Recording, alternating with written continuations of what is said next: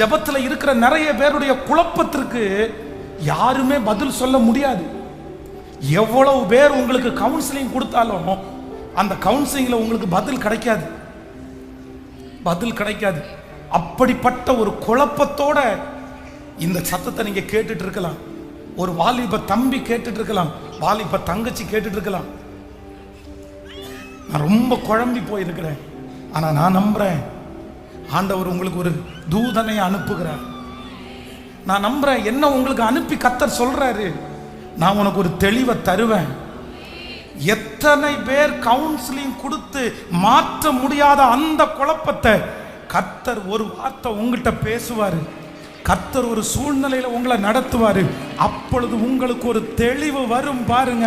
அந்த தெளிவு ஒரு வைராக்கியத்தை கொடுக்கும், ஒரு நம்பிக்கையை கொடுக்கும். அந்த தெளிவினால் உங்களுக்கு முன்பாக இருக்கிற எவ்வளவு பெரிய மதலை ஆனாலும் நீங்கள் தாண்டுவீர்கள்.